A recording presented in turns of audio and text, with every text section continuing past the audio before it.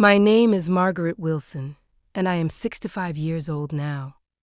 I've lived a long life, full of small joys and quiet sacrifices, but there is one moment I remember more clearly than any other. The evening my own son made me feel like a guest in his life. I was born and raised in Ohio, in a modest neighborhood where everyone knew each other's names and doors were rarely locked.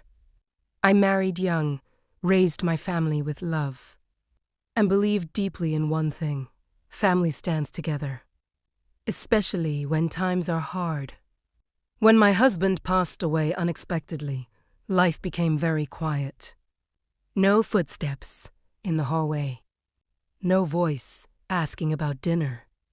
Just me and my son, Daniel. I poured everything I had into raising him. I worked long hours as a librarian, clipped coupons, skipped vacations, and smiled through exhaustion because every sacrifice felt worth it when I saw Daniel grow into a kind, hardworking young man. He was my pride, my purpose. Years later, Daniel met Emily. She was confident, modern, and very different from me, but I welcomed her warmly. I believed that when your child chooses someone, you choose them too. I helped with the wedding, respected boundaries, and never interfered. At least, I thought I didn't. After the wedding, the calls grew shorter. The visits became rare. Invitations slowly disappeared. I told myself it was normal. Young couples build their own worlds. Mothers learn to step back. Still, something felt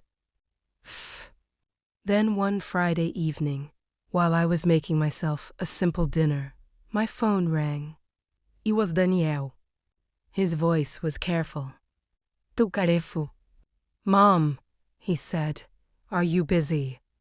I laughed softly. Only cooking for one, sweetheart. There was a pause on the line, long enough to make my chest tighten. Emily and I are having a family dinner this weekend, he continued. Her parents, her sister, everyone's coming. I smiled without realizing it. That sounds lovely. Another pause. Then he said the words I never expected to hear. Emily thinks it would be better if you didn't come this time. The room went silent. I waited for him to add something, an explanation, a correction, a laugh to tell me it was a misunderstanding. But nothing came. She wants it to be just her side of the family, he said quietly. I don't remember what I replied. I only remember sitting down slowly, holding the phone with shaking hands, feeling as if the floor had shifted beneath me.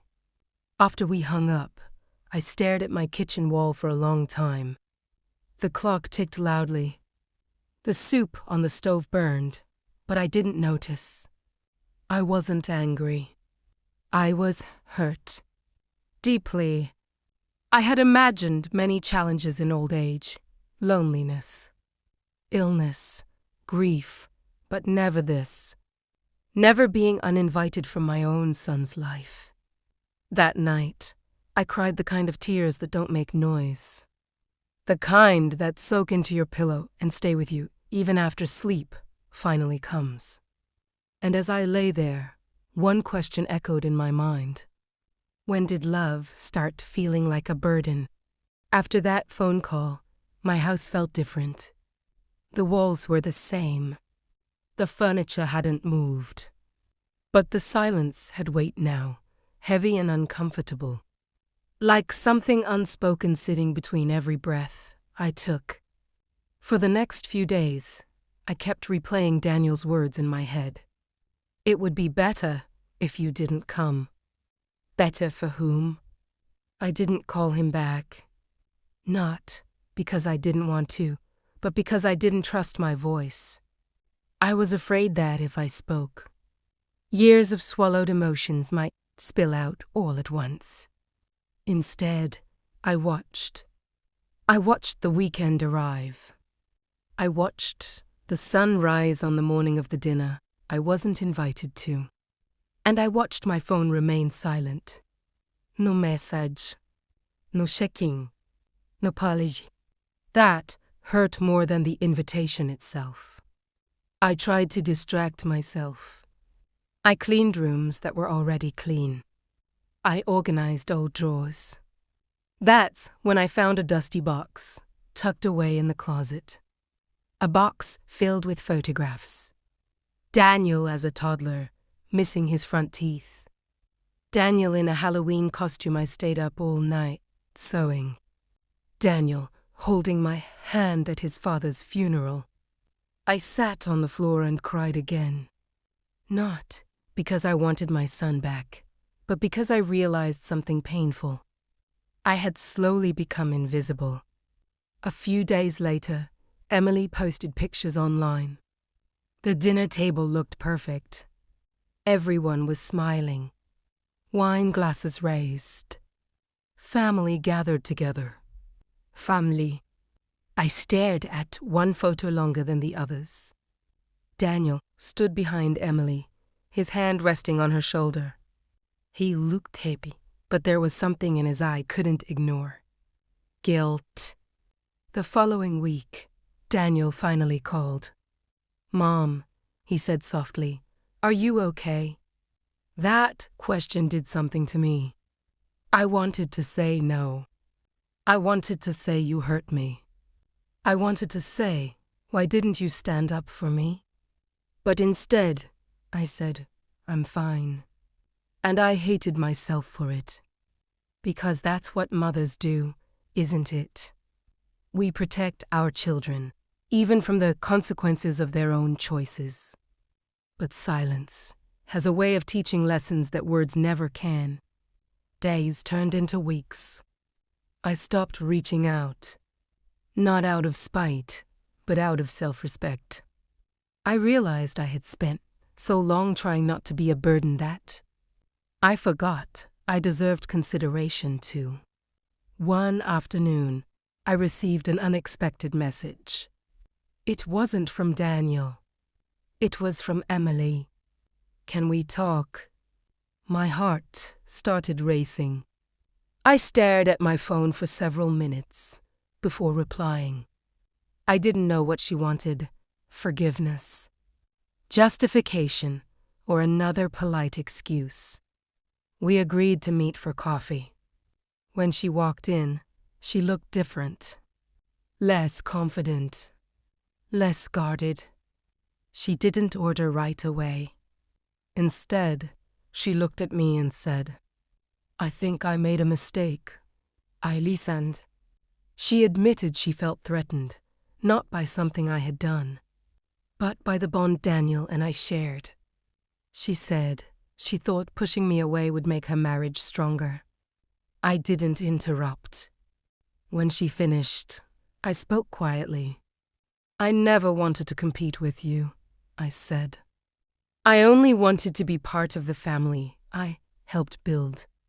Her eyes filled with tears. But apologies don't erase wounds me. As we sat there in silence, I wondered something that scared me. Was this conversation coming too late? Or was it just the beginning of something even more complicated? I went home after that coffee meeting with Emily, feeling heavier than when I arrived. Her apology had been sincere, I could tell. But sincerity doesn't automatically heal hurt.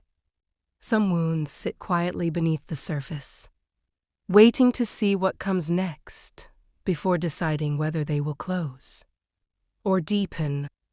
That night, Daniel called again. "I heard you met with Emily," he said. "Yes," I replied calmly. There was relief in his voice. "I'm glad. I was hoping things might smooth over." Smooth over. The words stung more than I expected. "Daniel," I said carefully, Do you understand why I was hurt? Hesitated. I know she shouldn't have excluded you, he said. But she didn't mean to hurt you. She just wanted peace. Peace! I realized then that Daniel wasn't choosing sides. He was avoiding responsibility. And for the first time in my life, I saw my son not as the little boy I raised, but as a man who had learned to stay quiet when things became uncomfortable.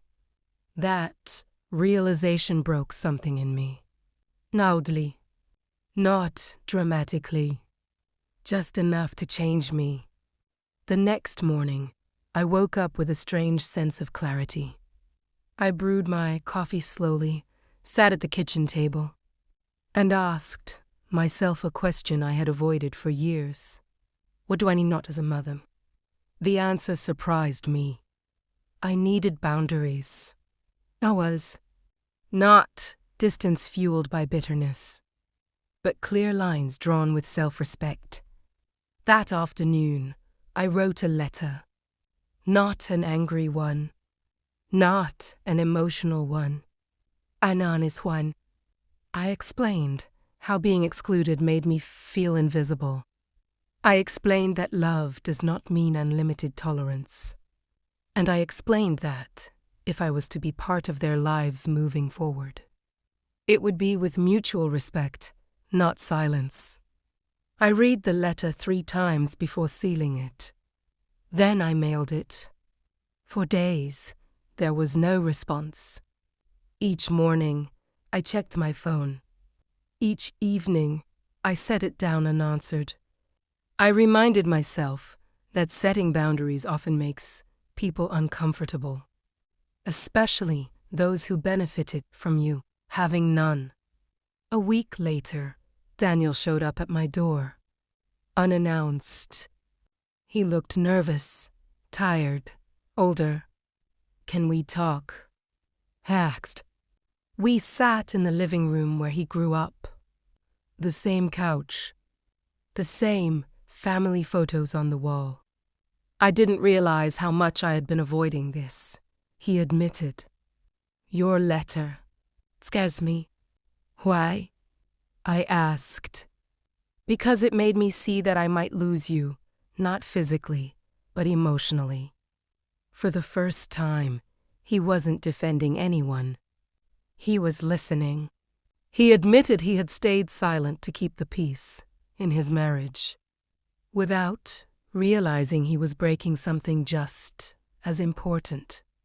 He apologized not quickly, not casually, but with weight behind his words. Still, something remained unresolved. I want you to come to dinner this Sunday, he said. Emily wants to make things right. I looked at him for a long moment. Part of me wanted to say yes, immediately. Another part of me hesitated, because being invited back is one thing, but being truly welcomed is something else entirely. And as I watched my son wait for my answer, I wondered, was this dinner an apology, or another test of how much I was willing to endure? Sunday arrived faster than I expected. All morning, I debated whether I should go. I stood in front of my mirror longer than usual, adjusting a necklace that hadn't been worn in years. It wasn't about vanity, it was about dignity. If I was walking back into that house, I would do it on my own terms. When I arrived, the front door opened slowly. Emily stood there. She smiled, but it was uncertain, like someone afraid to move the wrong way. I'm glad you came, she said. So far, so good. The house smelled like roasted chicken and fresh bread. The table was already set. Candles lit. Everything looked carefully planned, almost too carefully. Daniel hugged me a little too tightly, as if afraid I might disappear if he let go. Dinner began politely. We talked about neutral things, weather, work, plans. Emily was attentive, passing dishes, asking questions. But something felt rehearsed. Then I noticed it. The seating. Everyone had a place card. Emily's parents, her sister, Danielle, and then, at the far end of the table, slightly apart, a chair without a name. My chair. I sat down slowly, my smile fixed, my heart sinking. It wasn't obvious enough to cause a scene, but it was obvious enough to send a message. You're ready, but not quite included. Halfway through the meal, Emily's mother mentioned a family vacation they had planned. Daniel chimed in. Yeah, Emily and I are thinking of joining them next summer. I waited. No one looked at me. No one acted to me. That was the moment I understood something painful. This dinner wasn't about reconciliation. It was about appearances. After dessert, Emily stood up with a forced brightness. I just want to say something, she announced. She turned to me. I know things have been awkward, but I hope tonight shows that we're moving forward. I nodded politely, but inside, something shifted. I realized I had spent my entire life making myself smaller to avoid discomfort for my husband, my son, my family, and I was done. I stood up. The room went silent. I appreciate the invitation, I said calmly. But I need to say something too. Everyone froze. I don't need special treatment, I continued. But I do need honesty. Being invited back means nothing if I'm still being kept at a distance. Emily's face drained of color. I didn't come tonight to be tolerated, I said. I came to be family. Daniel looked shocked. Emily's hands trembled. And then she said something I wasn't prepared for. Something that would change everything. I didn't think you'd notice. I didn't think you'd notice. Emily's words hung in the air like smoke. For a moment, no one spoke. Not Danielle. Not her parents. Not even me. Because sometimes the most honest truths are revealed accidentally. And once they're out, they can't be taken back. I looked at Emily carefully. Not with anger. Not with judgment. But with clarity. You didn't think I'd notice, I repeated softly. Because you thought I would accept whatever place you gave me. Her eyes filled instantly. That's not what I meant, she said quickly. I didn't know how else to handle it. Daniel stood up. Handle what? Emily's shoulders dropped, as if she had been carrying something heavy for far too long. I was afraid, she admitted. Afraid that no matter what I did, I'd always come second. That I'd never be enough because your mom would always have a place. I couldn't touch. I finally understood. This was never about dinners or seating arrangements. It was about fear. I took a slow breath. When you exclude someone, I said, you don't gain security. You create resentment. And resentment always comes back. Emily wiped her tears. I didn't mean to hurt you. I believe you, I replied. But intention doesn't erase impact. Daniel turned to his wife. His voice was firm now, not angry, but steady. You should have told me how you felt instead of pushing my mother away. For the first time, he wasn't avoiding the conflict. He was standing in it. Emily nodded. I know, and I'm sorry. Then she turned to me. I'm truly sorry, she said. Not just for tonight, but for all the moments I made you feel unwanted. The room was quiet. This was the moment everyone was waiting for. Forgiveness. But forgiveness is not automatic. Fer sighed slowly. But forgiveness doesn't mean we pretend nothing happened. Emily looked confused. It means we rebuild differently, I continued. With honesty, with boundaries, and with respect. Daniel reached for my hand. I don't want to lose either of you, he said. You won't, I replied. But you will have to choose courage over comfort. The rest of the evening was subdued. No forced smiles. Pretending. Just quiet reflection. As I drove home later that night, I felt something unfamiliar. Relief. Not because everything was fixed, but because everything was finally real. Yet, don't knew something else coming. Because healing doesn't end with apologies. It's tested by what happens next. And the next morning, I received a message that would prove whether those words at the dinner table meant anything at all. The message arrived early the next morning. It was from Emily. No, not emotional, just honest. I've been thinking all night. If we're going to rebuild, I want to do it the right way. Can we start over, truly this time? I stared at my phone for a long moment. Words are easy. She's not.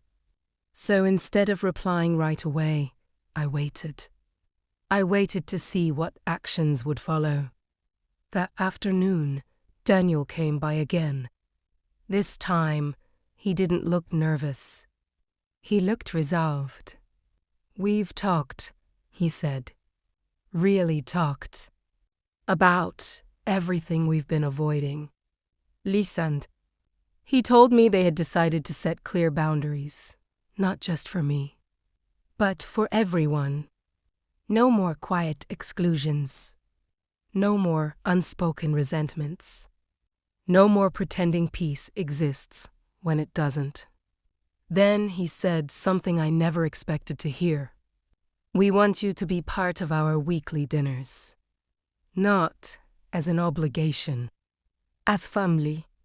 Not occasionally. Not when it was convenient. Consistently. The following Sunday, I returned to their home. This time, there were no place cards. Emily greeted me at the door and handed me a small bouquet of flowers. Not expensive. Not dramatic. Intencional. At the table, Daniel pulled out a chair right beside them. Hesitation. Distance. During dinner, plans were discussed. Holidays. Future trips, even grandchildren someday. And for the first time, I wasn't listening from the edges. I was included. Later that evening, as we cleared the dishes together, Emily turned to me. I used to think strength meant control, she said quietly. Now I see it means respect. I smiled. And respect, I replied, is what allows love to last. When I went home that night, my house didn't feel so quiet anymore.